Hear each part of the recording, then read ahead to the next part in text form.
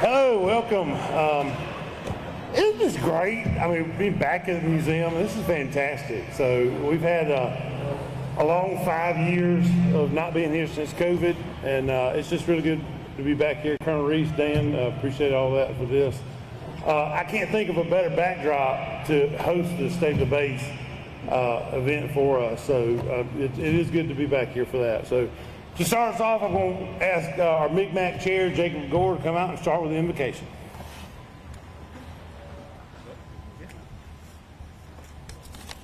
Hey everyone, my name is Jacob Gore, owner of the Gore Agency, Alpha Insurance, and I'm honored to serve as this year's Robbins Regional and Middle Georgia Military Affairs Committee Chair. Like you all, I look forward to hearing from our community and base leaders today, which we proudly support each and every day. And so I ask if you all would please rise and bow your heads.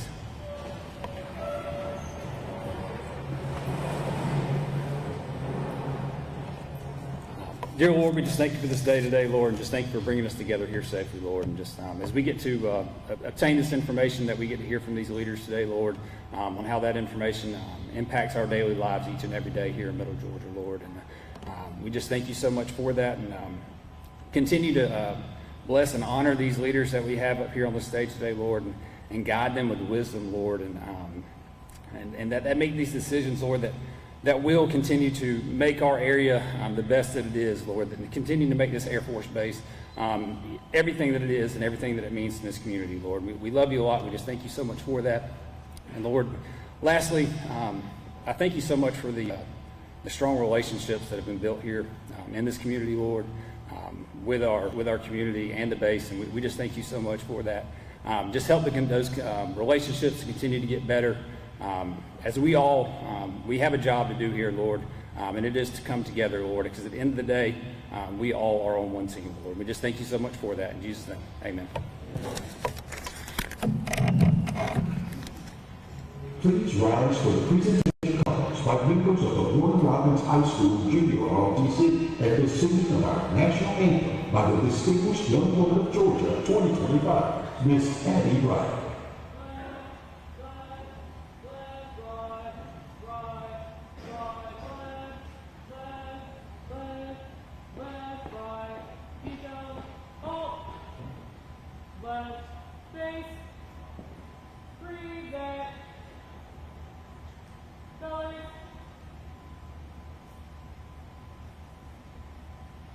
Oh, say, can you see by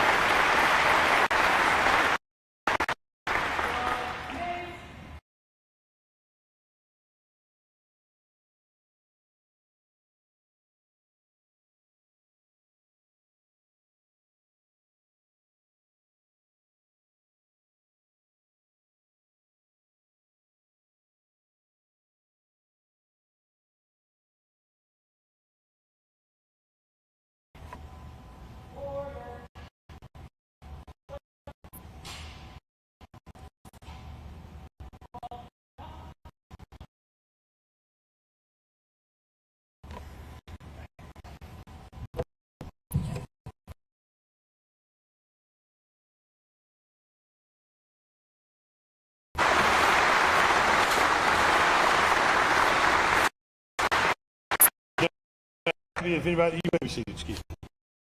And if or the color guard needs an excuse, I think we need to get the program, get Colonel Reese's program. That'll be a good enough excuse to miss class.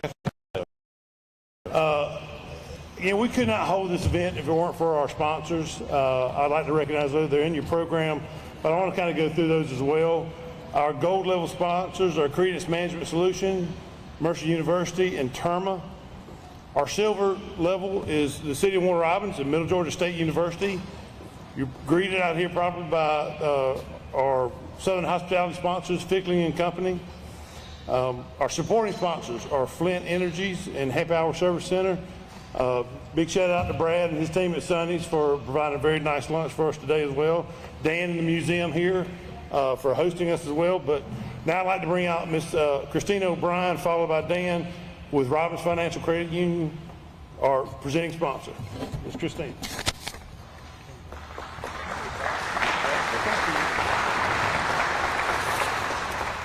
Good afternoon. It's an honor to stand before you guys today as a representative of our business community and also as the presenting sponsor for this exciting event. At Robbins Financial Credit Union, our roots run deep with Robbins Air Force Base. Our credit union was founded by military and civilian personnel right here on the base, and our very first branch was opened within its gates. For more than 70 years, we've remained steadfast in our commitment to serving the military community, providing trusted financial services, supporting military-focused organizations, and fostering programs that enhance the well-being of servicemen and servicewomen.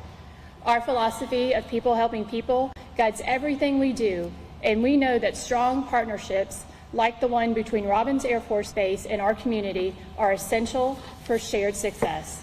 On behalf of Robbins Financial Credit Union, we are proud to support this year's State of the Base event and the collaboration it represents. Thank you.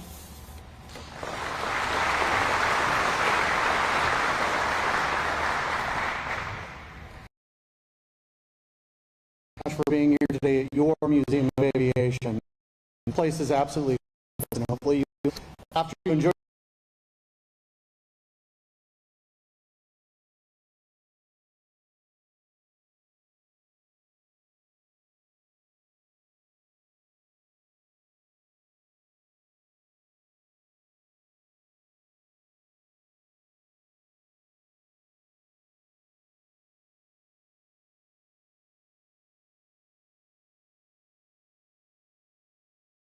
Symposium 25th, 26th of March. And oh, by the way, do y'all notice much brighter in here? The lighting looks a lot better. Thank the Dixie Crows for the $15,000 donation that they provided to add these new lights. Absolutely. Thank you so much. Also, right after that is the Robbins Requirement Symposium, 27 March. These events will be fantastic. And then on 29 March, in partnership with the city as well, we're having a Vietnam Veterans Reception. So look forward to having you at those events. Appreciate the opportunity. Appreciate that you all are here today. Thank you so much for April and her team for choosing this location. Thank you.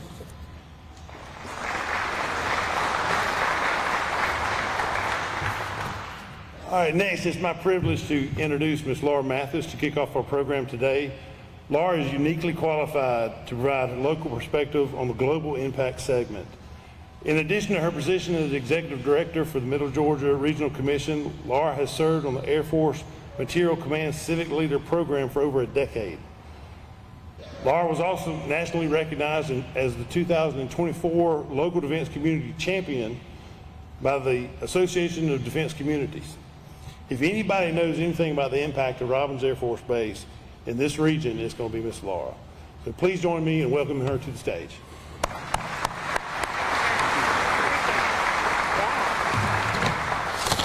I'm not quite as tall as Chairman Lester, so give me just a moment. So thank you, Chairman Lester and the Robbins Regional Chamber for the opportunity to be here today and provide remarks on behalf of the region for the 2025 State of the Base. I'm excited to share some observations of the past year and some opportunities for the future. The Middle Georgia Regional Commission provides professional services to cities and counties in our 11 counties, local governments, provide privilege to stand next to local elected officials as their projects go from concept to reality, and as they go in pursuit of dividend. As a regional organization, one of our roles is to respect the individual of the community and then weave together common threads that connect. We are here today at this event because of one common thread: Robins Air Force Base. Although the fence line of Robins Air Force Base is wholly located in Houston County, and its impact and presence extend beyond the geographic limits of any one county. Year over year, Robins Air Force Base touches more than half of Georgia's 159 counties through employment and retirees. Beyond employment and contracts, Robins impacts the entire world through its critical work in our national defense. And Robins cannot deliver its mission alone. Last week, at the Air Force Association Warfare Symposium, Chief of Staff of the Air Force, General David Alvin, shared his vision for the state of the Air Force. He made the case for air power in the National Defense Strategy. That should not be a surprise. And in case you missed his keynote address, here are a few key messages. 1, our Air Force continues to kick butt. Our airmen are doing amazing things every day, and they make it look normal. And we must sustain and maintain the ability to go anytime, anywhere, and to do that, we must have one Air Force and more Air Force. Now that's General Alvin's Air Force-wide perspective, and soon you'll hear from the leaders here at Robins about our contribution to national security. And I believe that there will be some common themes. So for the remainder of my time today, I'll highlight a few examples of Team Robins, Robins Ready, Robins Proud, from my non-base perspective. The past 12 months have been a time of change, opportunity, and winning. As I begin, I want to acknowledge the role of every airman. Rarely do we talk about the work of Team Robins, such as keeping the lights on, keeping the base secure, making sure parts and supplies have been acquired, and that the bills get paid. This work powers every single mission. Without the work of these airmen, their colleagues would be challenged to deliver warfighting capabilities on a moment's notice. Team Robins made sure that when something was needed, it was there, anytime, anywhere. Over the past year, Team Robins celebrated 70 years of the flight of the C-130, one of the most versatile and active aircraft in the Air Force's fleet. And as you know, since 1964, Robins has been the central hub of depot maintenance and modernization of the C-130. Through our work, it remains an essential tool in our national defense. General Alvin visited Robins this fall, calling us the melting pot of the Air Force after a review of our missions. This unique opportunity allowed us to highlight our legacy platforms, cutting-edge technologies, and the ethos of Team Robins. It's always helpful when the Chief of Staff sees for himself the amazing warfighting capabilities we have at Robins. Robins then hosted General Duke Richardson and the Air Force Material Command Civic Leader Program. During these civic leader trips, he doesn't plan things for us and then move on. He is there with us every moment of every day, learning alongside us. During our first 2 days, we were immersed in all things Robins, inside the fence. Civic leaders during those days kept asking us, well, what about, and how do you do, and who made that happen? And on the final day, we showed them how did we make that happen. We showcased Project Synergy, Robins North, Robbins Solar, Blue Sky, Mercer University, the Vector Center, the Museum of Aviation, and First Robotics, sending them home exhausted. At the end of the trip, not only did General Richardson call the visit a home run, but civic leaders from across our nation remarked about the successes of Team Robbins. They saw our relentless pursuit of excellence, our integration between base and community, and our innovation. In December, senior leaders from the Air Combat Command visited Robbins. They saw Team Robbins in action and observed that the level of collaboration between the units at Robbins was extremely high. And with the goal of operational readiness, relationships and collaboration mean that we can respond faster and stronger. Robbins ready. Team Robbins started calendar year 2025 with a huge win. The C5 program depot maintenance from the 559th Aircraft Maintenance Squadron won the coveted Mason Award for Depot Maintenance Excellence in the entire Department of Defense.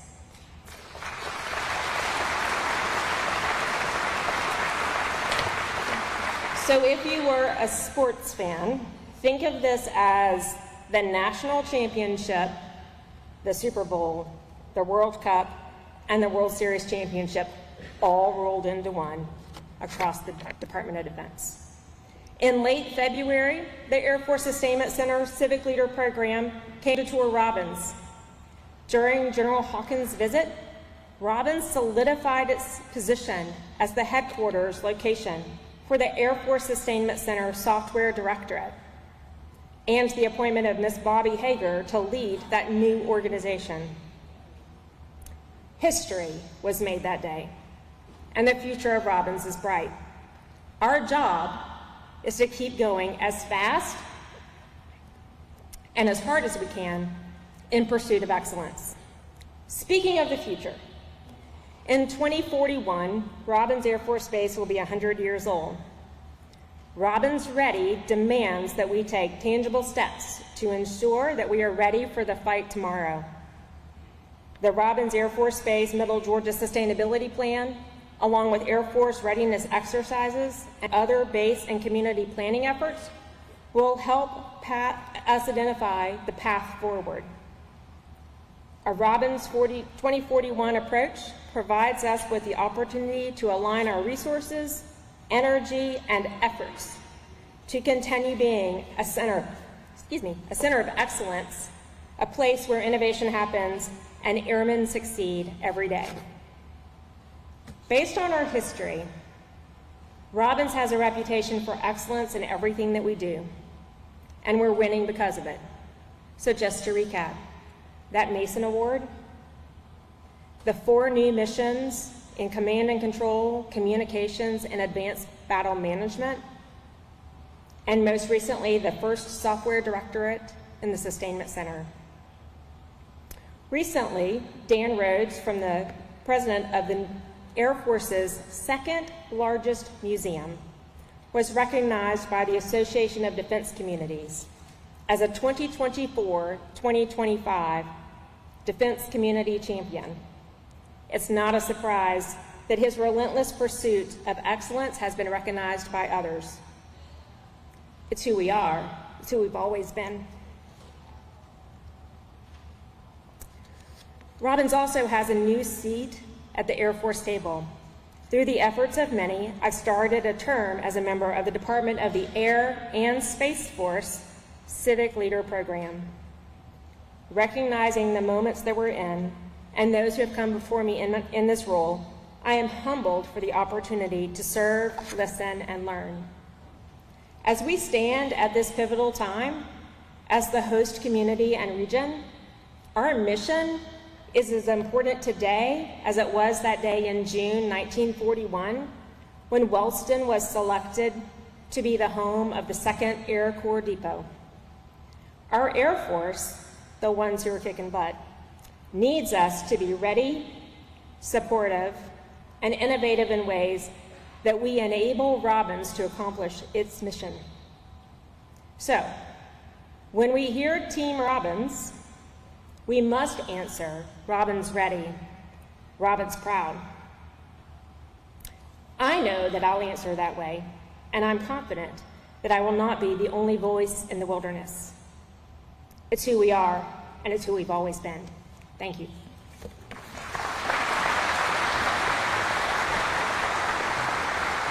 Robinson's direction at Saturday Airports Week Command, Colonel Peter Bruce, along with Chamber President and CEO, April Bragg.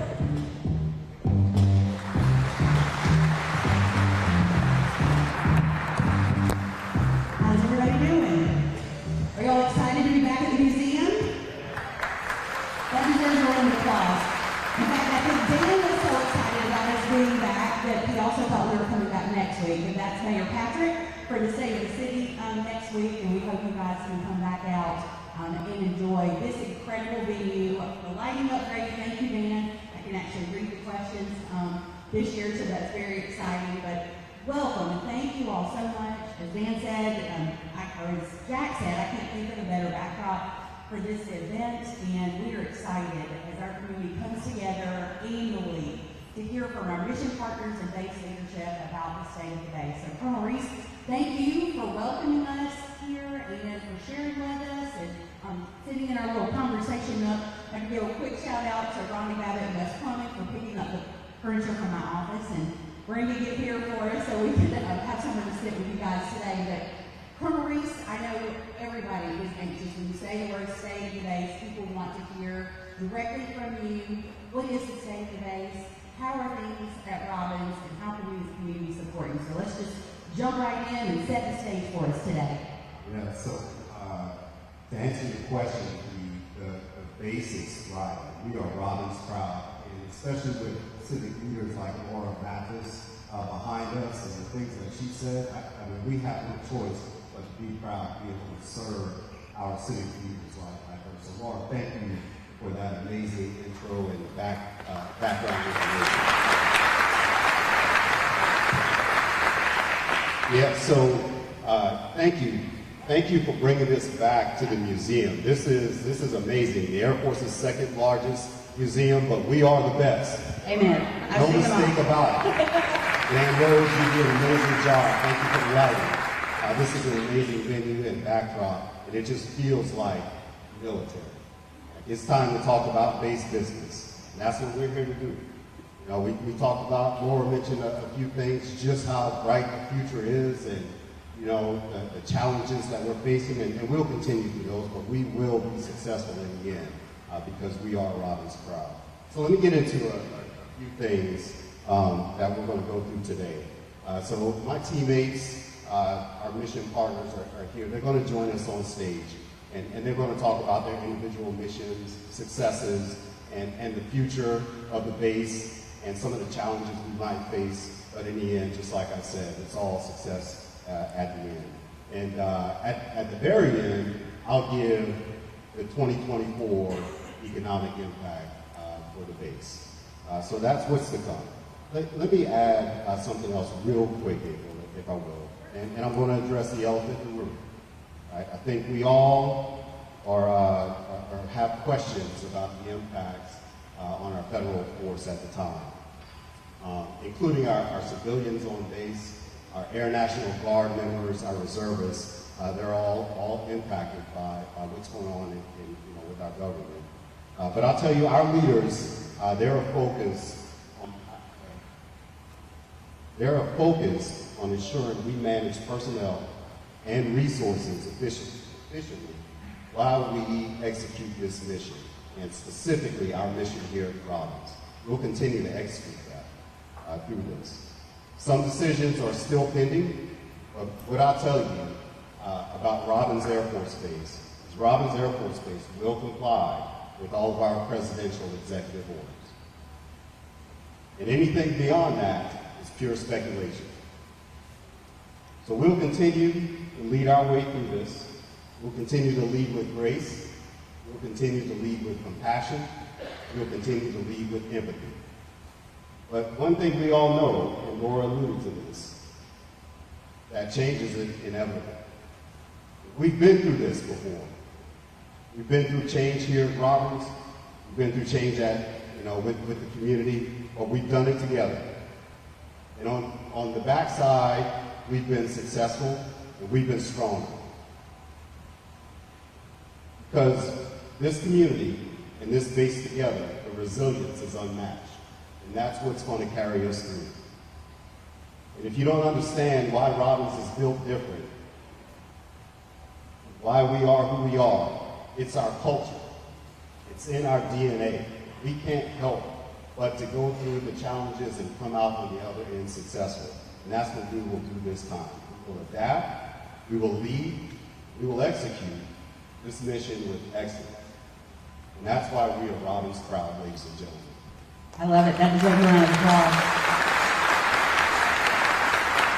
Colonel, you touched on the culture, and I think that's something that is so evident to 400 plus of you in the room, and many of you who have been stationed elsewhere and who are now here. One thing that we know is the missions at Robbins are essential to the Air Force and the future of our warfighter, but also we know that this community, unlike I dare say any other, supports the men and women who make those missions possible. And we're here to support Robbins whatever way we can, and this is just a great opportunity for us to hear directly from those mission partners about those priorities. Yeah, absolutely, April. So in a moment, I'm going to invite my teammates up, our primary mission partners on the installation. Our leaders will join me here on stage. But what we're going to talk about are those future missions and how we're going to get there. The successes that we've achieved at this point, and also what we're looking at for the future. And like I said, at the end, I'll give the economic impact of the entire installation. Saving it for dessert. That's it. I like it. Okay, so at this time, I'd like my teammates to join us on stage. Ladies and gentlemen, joining me is the Warner Robbins Air Logistics Complex Commander, Brigadier General Everland, the Deputy Commander for Headquarters Air Force Reserve Command, Major General Les Bradfield, the Commander of the 461st Air Control Wing, Colonel Adam Shelton, and the Commander of the 116th Air Control Wing, Colonel Chris Dunlap. Ladies and gentlemen, please give them a round.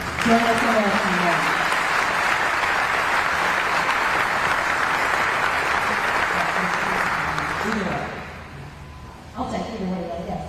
Thanks for joining us. General Everland, we're going to start with you, if that's all right. Talk about the Air Logistics Complex. So the Warner Robbins ALC is vital to advancing DoD priorities, which we all know, primarily readiness and warfighting. Could you give us an update on ALC production?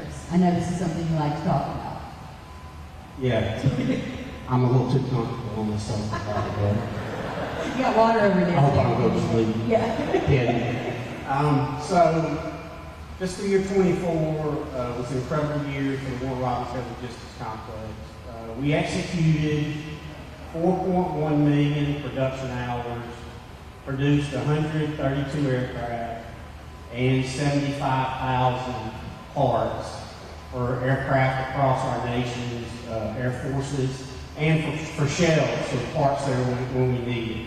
And so within the complex, we have an aircraft production group, and our requirement is around, we have to overhaul around 130 aircraft.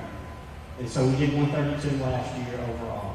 And then we have our electronics maintenance group and our commodities maintenance group, and they overhaul pieces and parts, like flight controls, line replaceable units that go on an aircraft and help an aircraft function. And we have enterprise partners that work with us throughout all this. And so the supply chain management wing, our engineering teammates, our systems program officers, they're all here with us. And so everything we do is an enterprise-wide effort. There's not enough superlatives to describe. Laura talked about the year we had with the Mason Award and our C5 production squadron. Back in fiscal year 22 in the summer, it was taking us 932 days to overhaul the C5. The warfighter requirement is $391. So we were between 500 and 600 days late on every C5 we were delivering, and we weren't getting the full requirement on it. Our last C5 in fiscal year 24 was delivered back to the customer, our war-fighting customer, at 391 days. And so, why does that matter? If it's here, it's not out in the field unit being employed. So every aircraft that we overhaul here, we have to get it done. And we have to get it done in accordance with the warfighting requirement, because our job is to support the warfighter. C-130s. We produced 50 C-130s in fiscal year 24, which is the most we've ever done.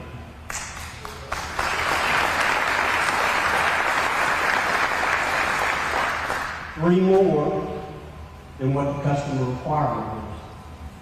In fiscal year 22, it was taking us 350 to 400 days to deliver a C5 against the warfighting requirement of 181 or 185, depending on whether you're talking H or J model. And we're delivering them all ahead of schedule. And it's because of an incredible team of men and women. And when we use the word airman, you hear airman, a lot of people just like to associate it with, wearing the uniform. And we have, most of my workforce in the complex is civilian airmen. Men and women who serve their country just like I do. They just do it in a depot.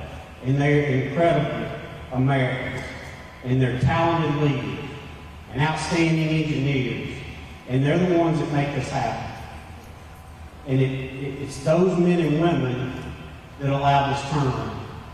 And then also, the complex was recognized, in addition to our C5 Squadron of the Mason Award, our complex was recognized as a recipient of the Air and Space Force Organizational Excellence Award, which is, there's a handful of units out that get recognized, out across the Air Force that get recognized with the Air Force Outstanding Unit Award or the Organizational Excellence Award. And our complex was fortunate enough to earn that recognition.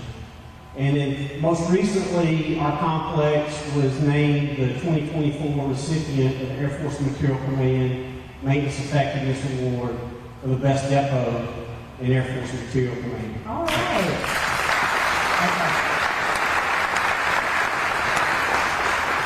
We only have 3 depots in the Air Force, and they all reside in Air Force Material Command, so I'm just going to go out on a limb here. My boss said Warner Robins is the #1 depot in the United States Air Force.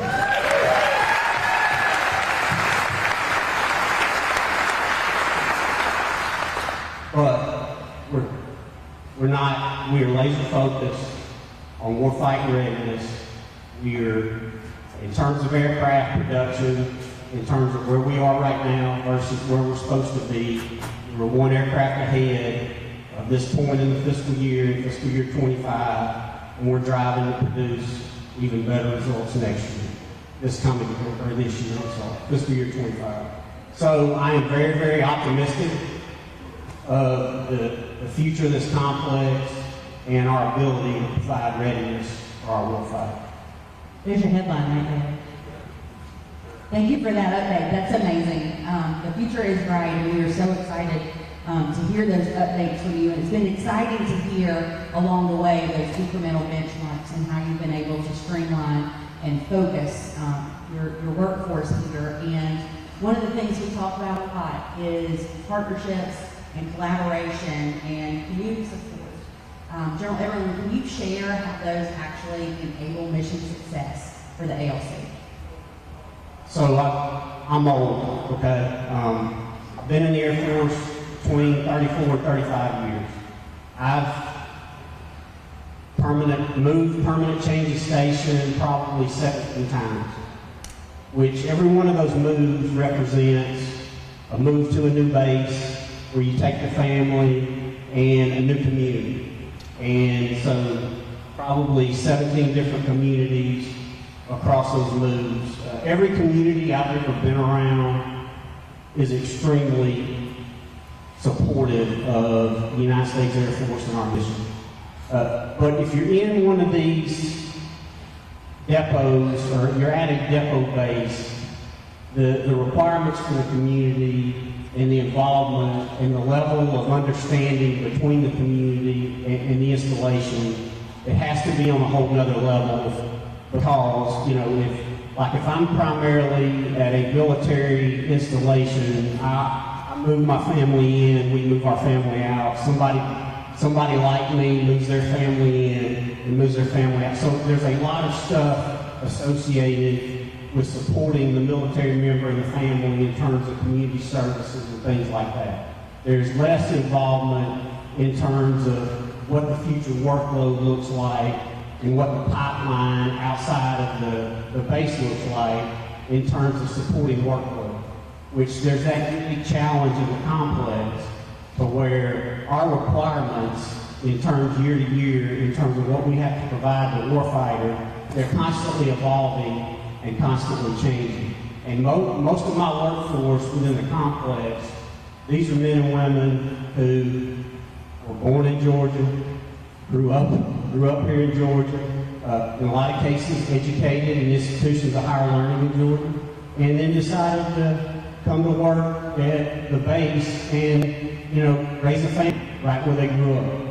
And so you have to understand like what the future workload looks like and be able to plan for that, and as well as understand what it's going to take to accomplish that workload, like the new technology, like robotics and all those kinds of things. And that's the one thing that I will say with the community we have here. It's probably the best I've ever seen at staying connected to the complex and to the base in terms of what's going on now, what's happening in the future, and what do we need to do to build towards it. And so, and I would just, Laura talked about Blue Sky, and we showed it to General Richardson. It's a software lab up in Macon. There's Project Synergy right across the highway here, which is a software lab right here. It's not inside the fence line of Robbins. However, it's an innovative solution that the community and the base work together to establish. I have a production operation out at the Macon Airport. Central Georgia Tech teaches mechanics on one side of the hangar, like skills, and some of them potentially will come to work in our complex. And we love getting young men and women from Central Georgia Tech because there's a partnership out there where they can look over the fence and see us performing F-15 workload and C-130 workload, and they get the opportunity to kind of see how things work in the complex. And so when you take all that and add it together, I mean, you have, this community is incredible, and I'll just say that the 4-star doesn't bring his civic leader program here, and the 3-star doesn't bring his civic leader program here for people to see. They have a choice of where they bring their civic leaders. And both of them, my boss and my boss's boss, both brought their civic leaders in the past year to Robbins Air Force Base.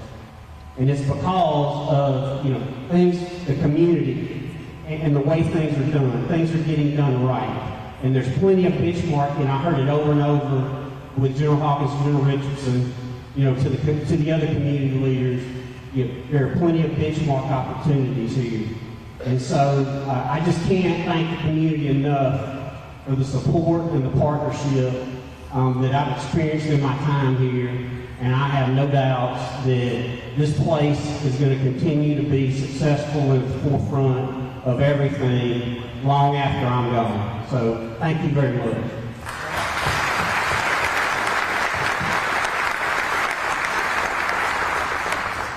So General Eberlin leads just one mission on the installation. And as you can tell, it is very complex, not only inside the fence line, but just in networking with the community. And to have the opportunity to watch him lead and manage this entire operation, I mean, it is a phenomenal thing.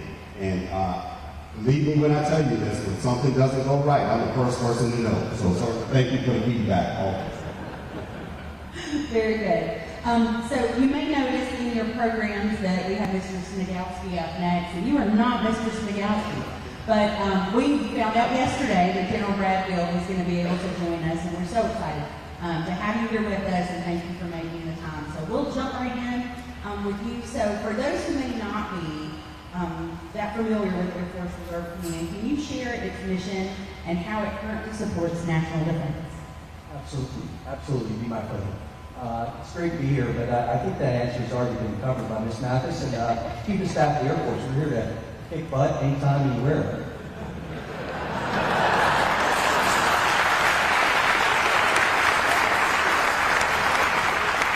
All right. No, but seriously. Thanks for the question. We are a Navy.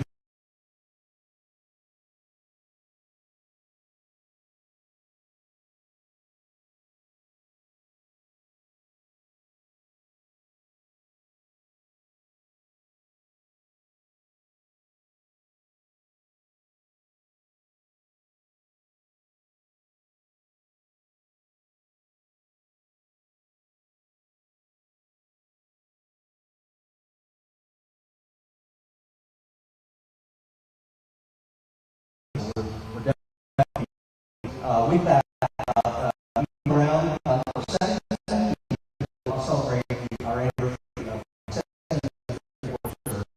We've been a Navy command for 28 years, 1997. We've had local presence in support. We've had a bomb squad back in 1940. We've had now. So the command is here, and I'll explain that. We have 9 space wings, who's wing here, small in some cases, 9 wings around the country, 37 wings, total, 4 states,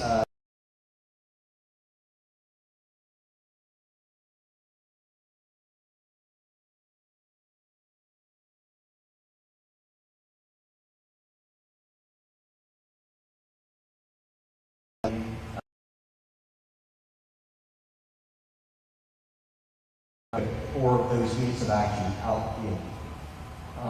Of those 1,600 people, 77% are, I'm sorry, the 65,000 people throughout the command, 77% are part-time. We spring all right, so our folks here on the staff are full-time, but we have 8 units here. Various John and our John thinks who likes jet noise? All right, so we got the 413, a group of people. They're also Tinker, Bill, Edwards, and a few other places. So as John's organization fixes them, we work closely with him to do the functional check flights to return them to the warfighter. So it's definitely a but why Air Force Reserve Command? We're not just the backup, okay? I said that we're largely a part-time force, but that brings some efficiencies, but also brings decades, in many cases, decades of experience.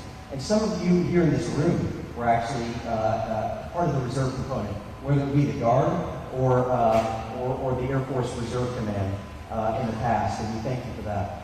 So with that part-time force, it brings a lot of experience and continuity as the Air Force, as we have talked about. Active duty Air Force does move around a lot.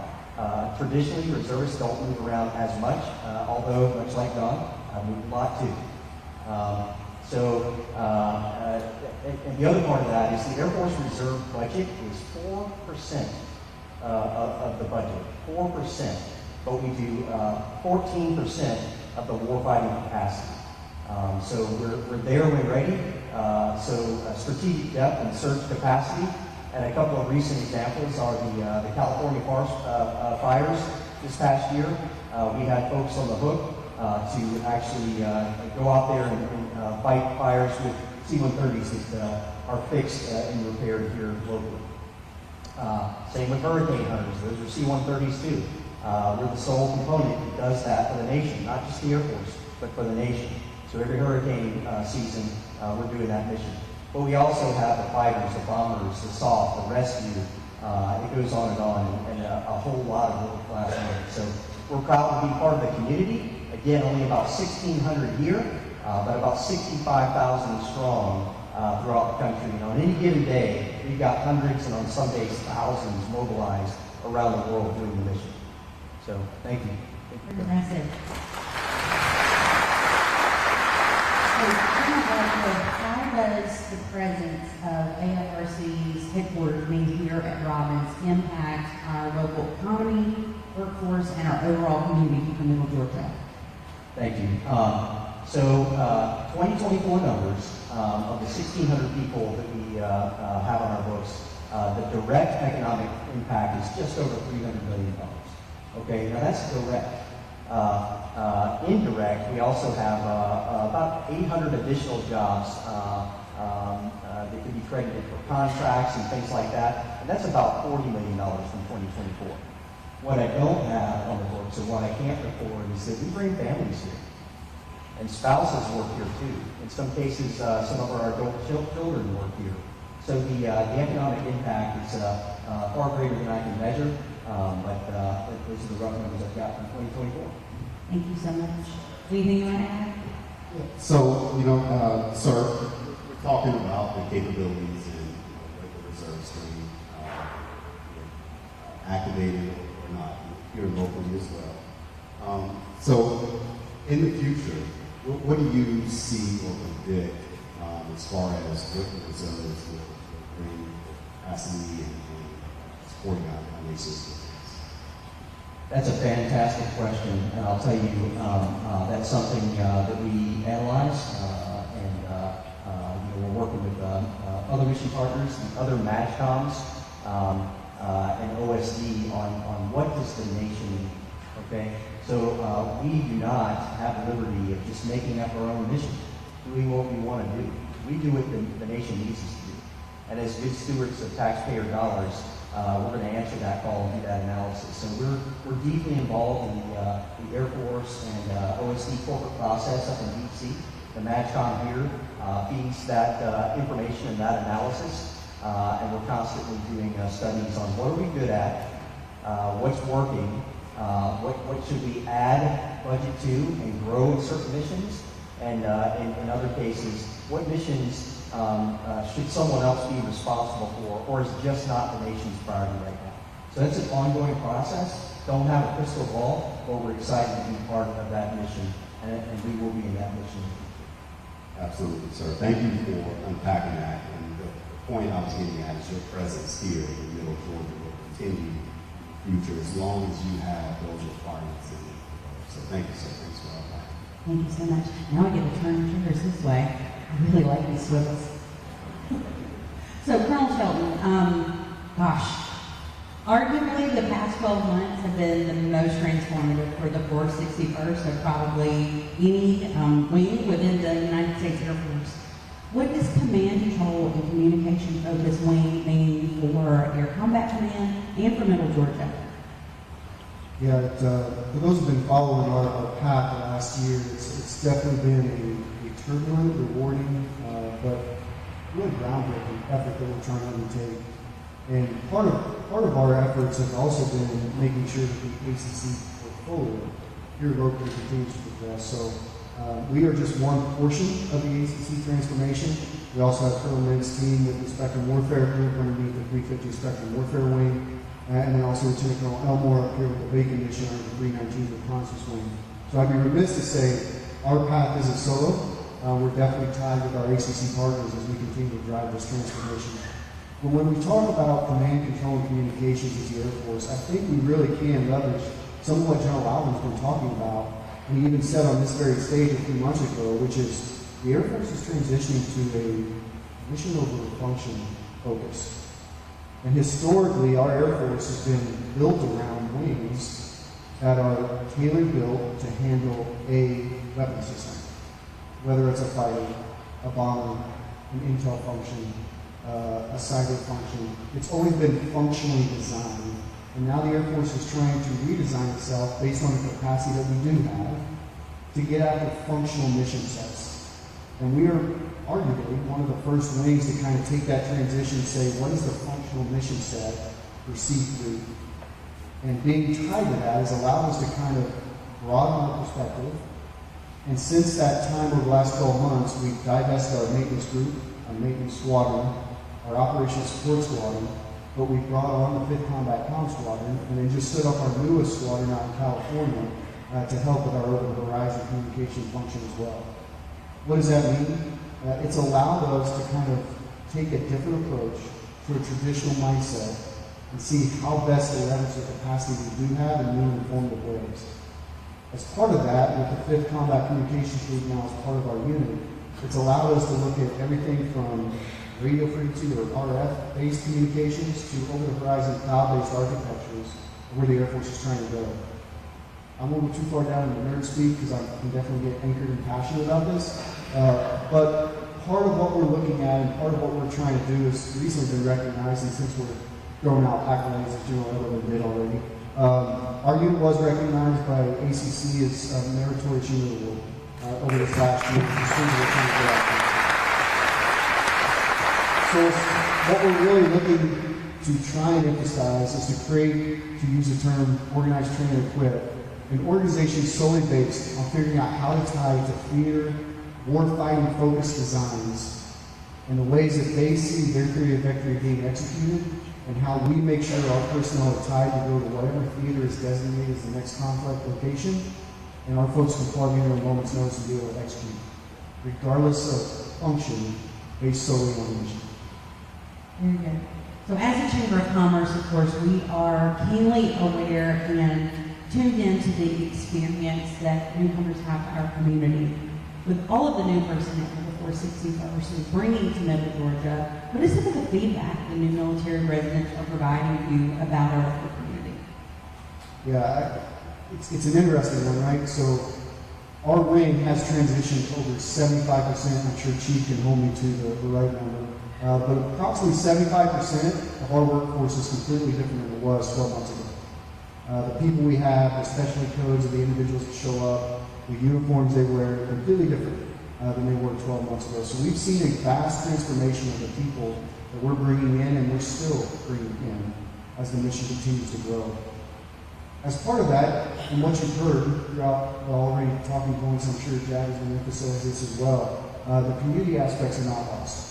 The new people, when they show up, they immediately feel like they're welcome, they're immediately embraced, they can feel that sense of home, and the connection is available to them, whether it be from where they go to shop at a supermarket or where they potentially find an opportunity to worship. All of that is just, again, kudos to the community and just the embrace that you put around the base and the personnel that get assigned here. So thank you for that and your continued support. There are a couple areas that have been brought up and say, hey, we would love to see this. And as you can imagine, with a mission transformation, we bring in a lot of young people straight out of tech school, most of them being single.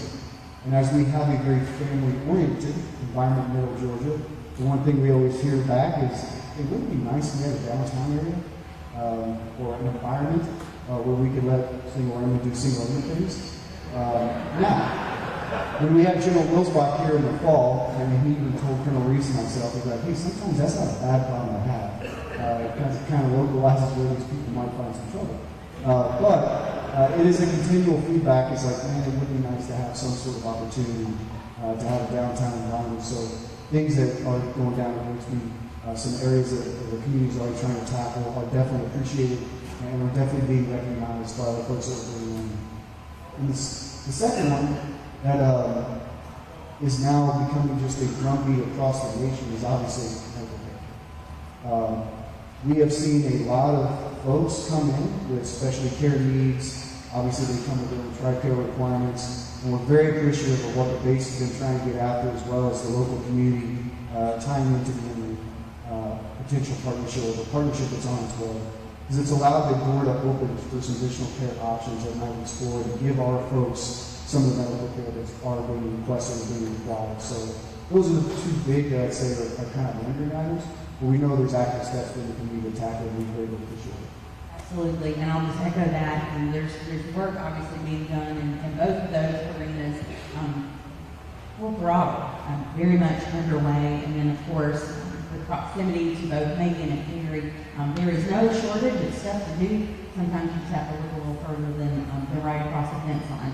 Anything you want to add, Colonel Reeves? Yeah, so Colonel Sheldon brought up a huge point in medical care, and that merger is a huge benefit to us, because that's the first thing that we check when someone has an assignment to Robbins Air Force Base. It is the medical care capability and capacity, and that merger is going to bring more both of those. So now we have more opportunities to recruit our uniform family to Robbins Air Force Base. So thank you all for that. That is huge.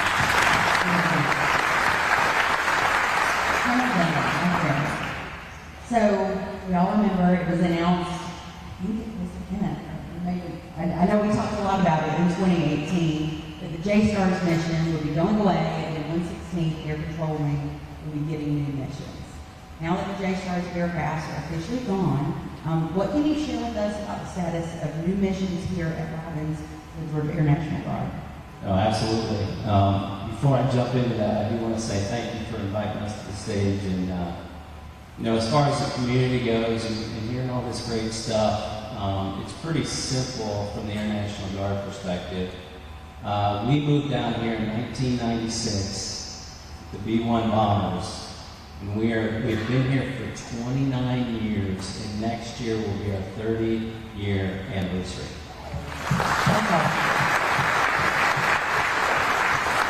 So as far as giving kudos to everybody out in the audience, I'm just here to tell you, if we didn't like it here, we would leave. So thank you, just like the other senior leaders, I want to say thank you for all the support that you've given to the Guard. And as you all well know, most of our Guardsmen also live, work, and pray in the community as well. So that's a good thing. So let's talk about missions. Okay, as you can see, I'm not wearing any more JSTARS plane. I've taken it off. We had 2.5 decades of awesomeness. But we are laser focused on the next missions. And I'm going to talk specifically about what ties to the National Guard. But I would like to say right up front that it's not just the National Guard and RPA integration or management control. It's also spectrum warfare. It's the Bacon mission, because they're all connected. Today's fight, Test, there we go. In today's fight, everything as far as information goes touches one another. So let's talk about the facilities. They started building the operations building, I believe it was late 21, early 22. We are currently about 65% complete. Our IOC date for operations on the RPAI side is October 26th, and we are on time for that. The logistics facility that supports RPAI just started all the vertical work probably about 6 months ago. The FRAG scheduled timeline for that is the spring of 27, and we are on time for that as well. Most recently, the same contractor was awarded the contract to build the new Battle Management Operations Center. And as of today, this week, they started tearing up the dirt. And we think in the next 30 to 45 days, construction on that facility will start as well. So from the facility perspective, for all 4 new mission sets, we're on time, on target. And the goal, just like the Secretary and the Chief of Staff of the Air Force, it's all 27. That's the magical date. We want to be up and fully mission capable, ready to do the job, but most importantly, ready to detour, because that's our primary mission set. As far as training and air crew and our maintainers and our logistics personnel, we're also in a really good spot. Today, right now, we are 100% manned on the guard side. But we know throughout this entire process that we will attrip people. So I'm here to tell you right now, we're still recruiting. And we will never stop recruiting. And that's full-timers, part-timers, or we call drill status guardsmen. And then we also have civilian employees. We have Title V folks and we have state employees. We need all statuses of people to support the mission set. So we're always hiring folks. But we're at 100% today, and as far as 100% goes, on the aircrew side, we're at about 40% trained. On the aircraft maintenance side, we're at about 15% trained. And all the training requirements, it's all in place, and we're moving along, and right now, we don't foresee any hiccups. So that is a good thing. We're trying to synergize the training of all the military members and our civilian employees with the facilities when they come up online. So I can tell you from, I think, my perspective, Digger's perspective, Spectrum Warfare leadership, and the Bacon leadership, we are on pace to meet the Secretary's timeline. So that is a great thing for us, that's a great thing for this nation, it's a great thing for y'all. Thank you.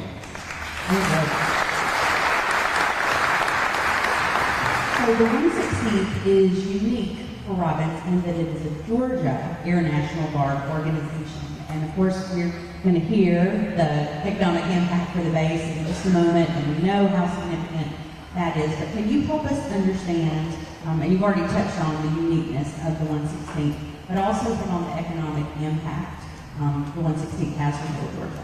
Yeah, sure, absolutely. So, I think I mentioned this last year, the Air National Guard, we're about 1,500 strong, and we have all statuses and military members, Title V, and state employees as well. But our economic impact, if you do the math, Colonel Reese, he's in the billions of dollars. The 116th, the Georgia Air National Guard, we're at about $190 million that affects the local economy. I have a payroll of $100 million. So we're not a small organization. The preponderance of our organization lives in the local or surrounding counties and communities. And we are embedded with y'all.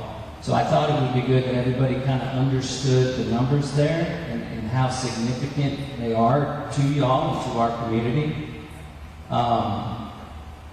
Another thing of note, especially right now in this time of transformation, we do get wrapped around the axle. It's very important to think about the mission, the function, what new missions and weapon systems are going to be coming, what kind of cuts could be coming. I said this last year, and I said it again,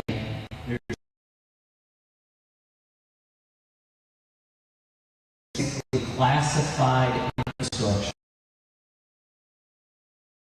And with all that change going on, I'm here to tell you,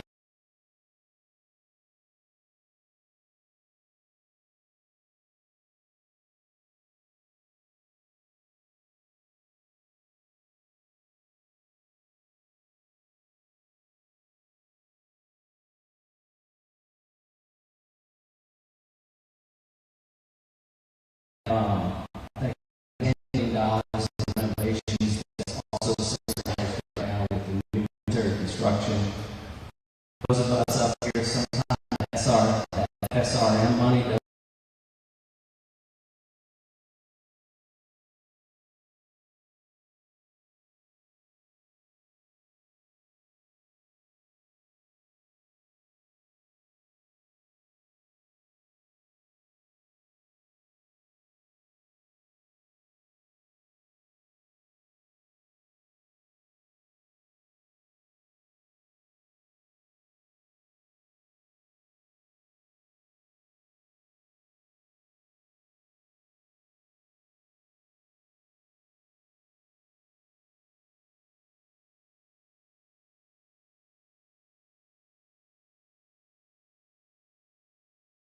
Air National Guard and active duty that we used to see it when we had JSOS here and we were flying that mission. But the next stage of that are all of the missions and what I'm talking about, what he's going to do. But I want to revisit that for both of you. We'll kind of unpack what that looks like, as we execute this new mission.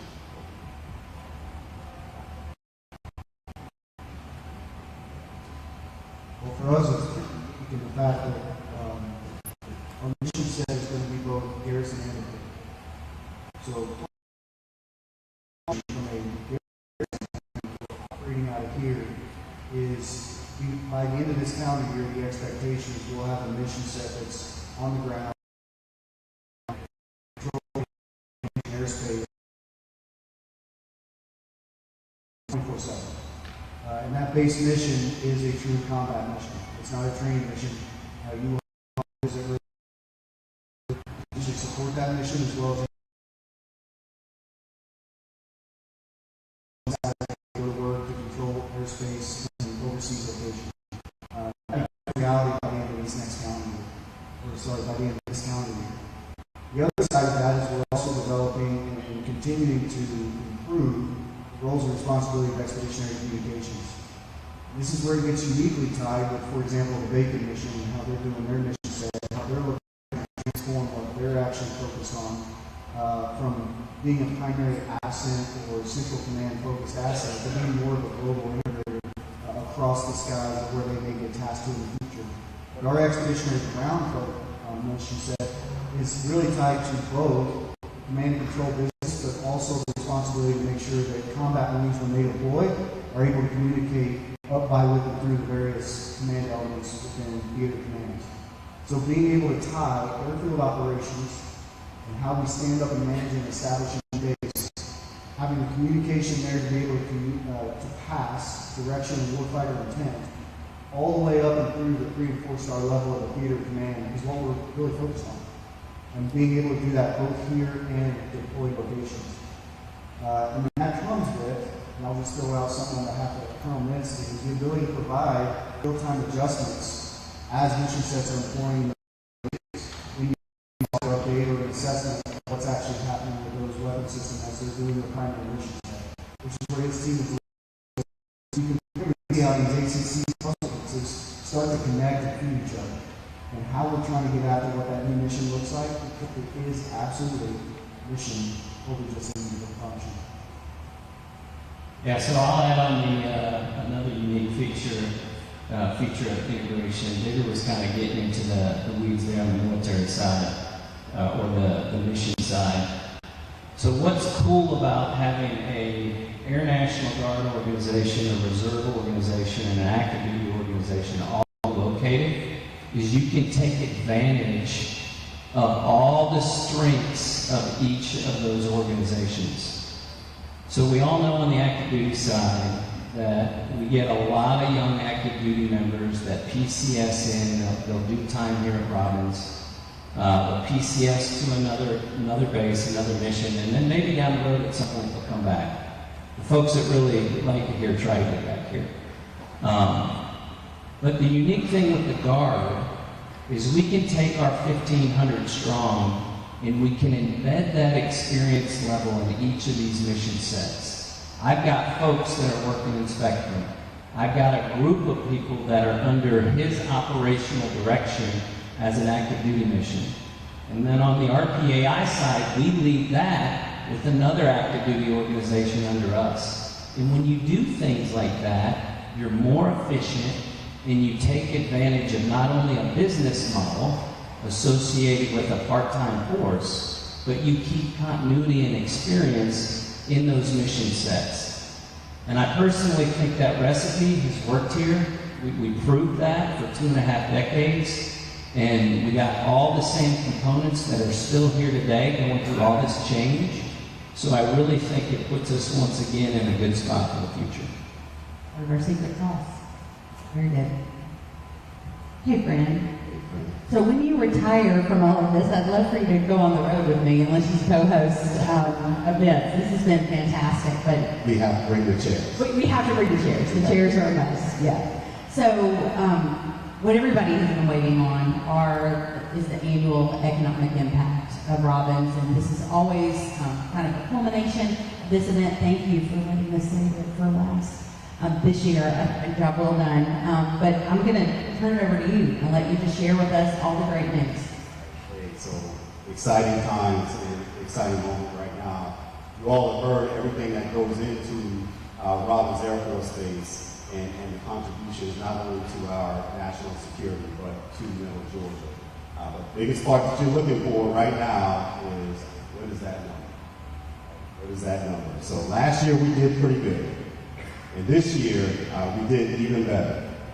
This year's total economic impact that Robbins Air Force Base contributed to the state of Georgia is $4.2 billion.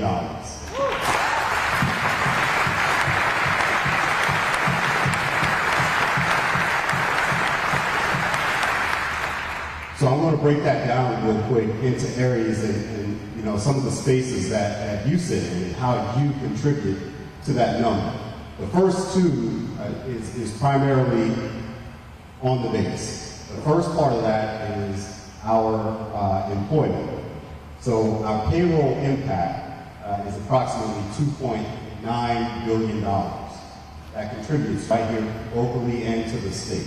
Right? That's payroll. That's everybody's paycheck. That's what it takes to run households, to pay bills, to live the Middle Georgia way of life. So that $2.9 billion goes right back into the local economy and state economy for that.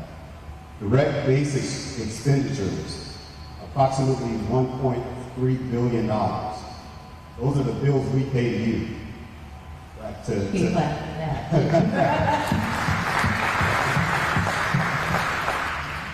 And overall, you know, I talked about last year, we did pretty good, 3.8 billion. This year's 4.2. That's an 11% increase.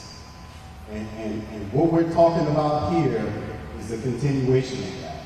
Right?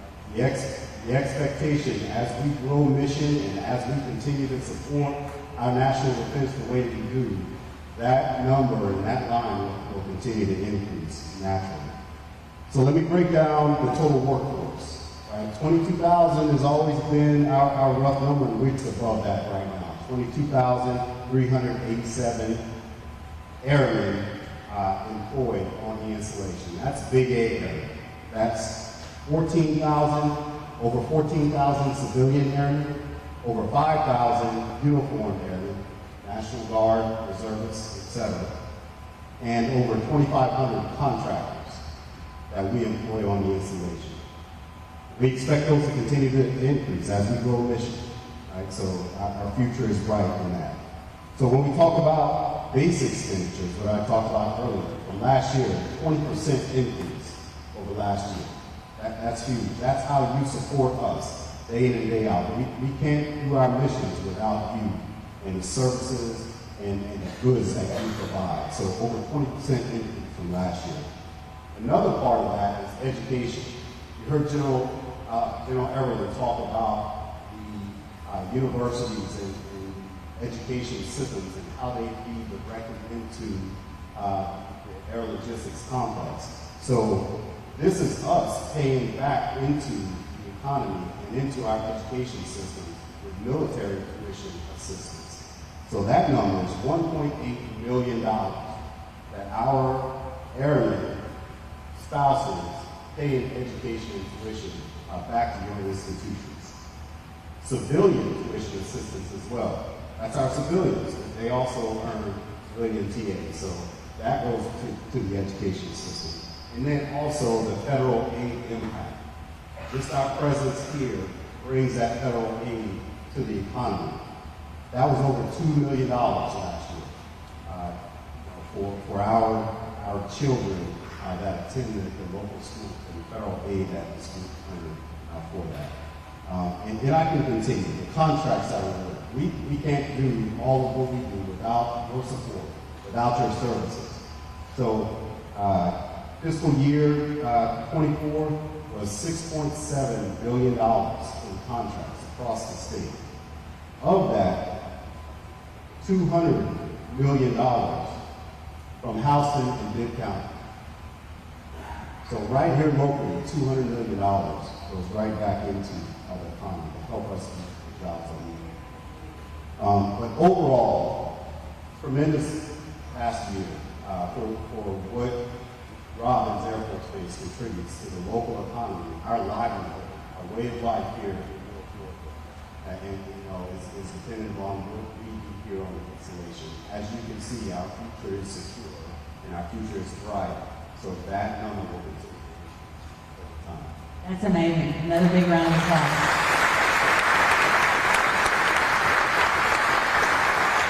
So finally, Maurice, I heard you talk about Robbins 2041. Can you explain your vision and intent behind this ambitious initiative? So I think Laura did it better than I can. She nailed it. So just like she said, on September 1st, 1941, the then War Department, where were you in?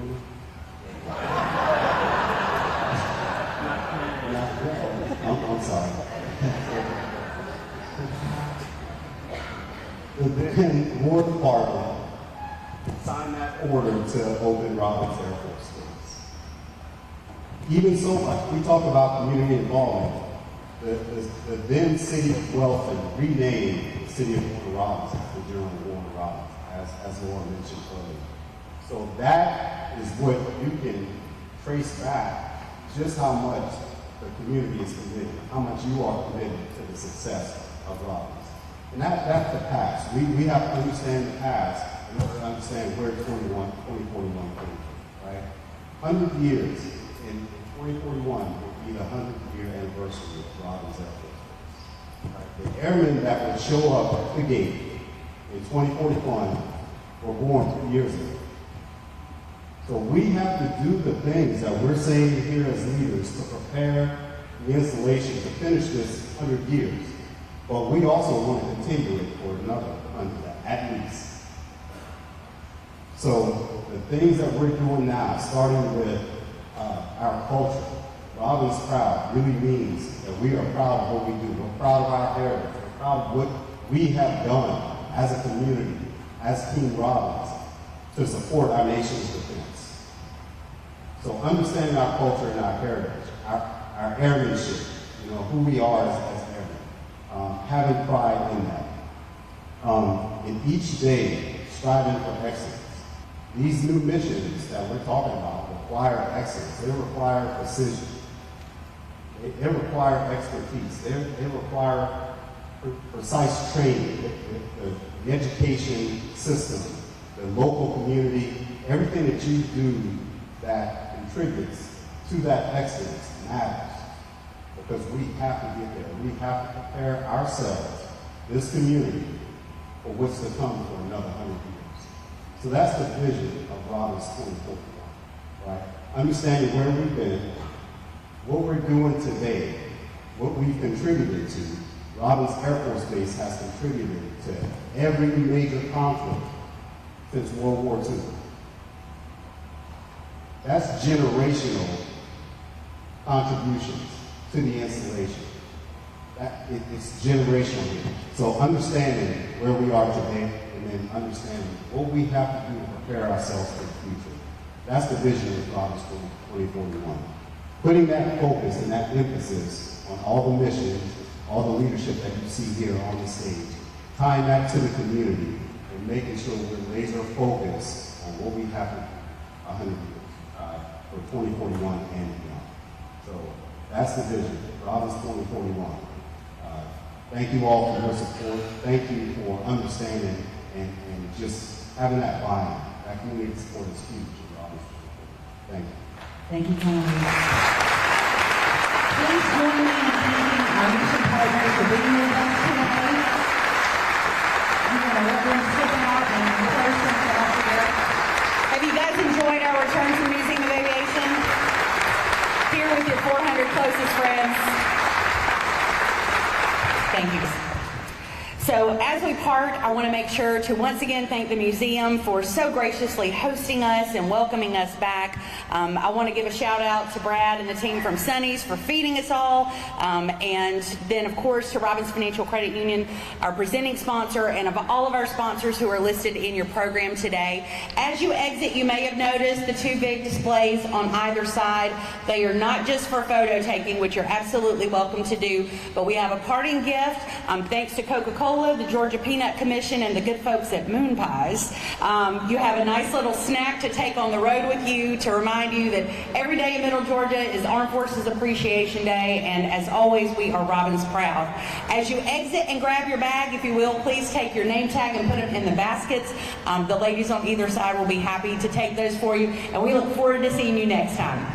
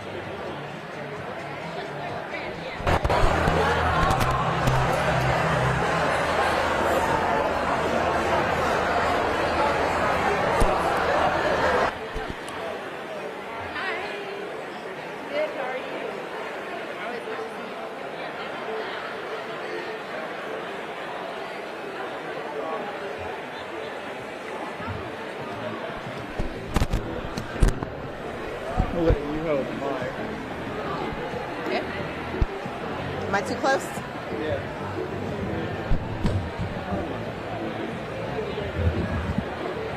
Put a light on you.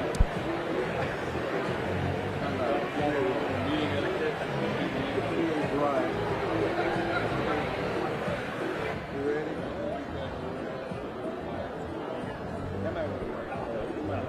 Okay.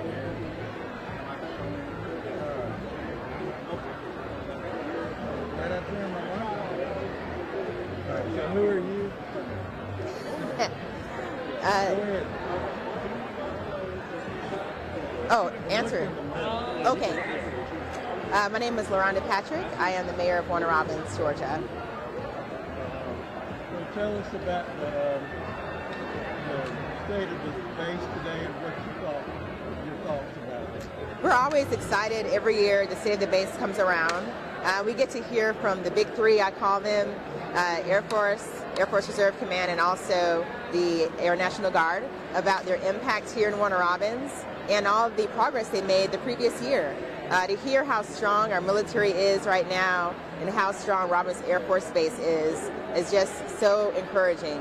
And we are huge supporters in Warner Robins for all of our military and veterans. Talk about how billions of dollars came to the city and to middle Georgia. Can you just talk about how important that is for the success of Warner Robins? The economic impact of Robins Air Force Base is something that is unmatched. We always hear about the impact that Robins Air Force has on the entire state of Georgia. But to hear the numbers of all the billions upon billions that they fuel into our city, into our community, and into middle Georgia, it really does make us see just how important all the individuals who make Robins Air Force Base what it is, how much they mean to our community. And they said there was feedback that they were getting, they're saying that a downtown, like growing a downtown area could help people that are, moving in, living here. Can you just talk about how important that would be to you in the second term? Absolutely. What was mentioned were two issues that are still unresolved that the military here, Robins Air Force Base, would love to see happen. One of them hit home because is a downtown. Having a downtown where families can go, some of the single airmen can go as well, just to enjoy life, is something that we have been working on in Warner Robins since I took office in 2022. We've made huge strides towards that mission as far as even getting to the point of releasing renderings next week.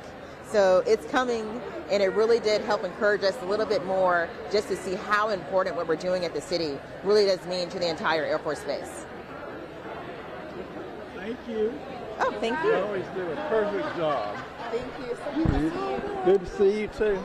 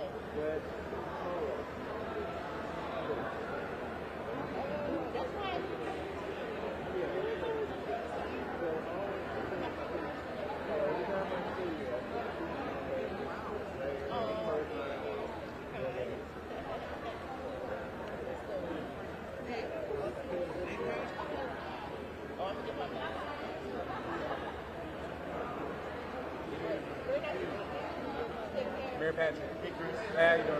I just want to say, hey, doing all right? Good. Creations. Oh, Citizen next week. Yes, I'll be here for that. I was going to do another program today. Yeah.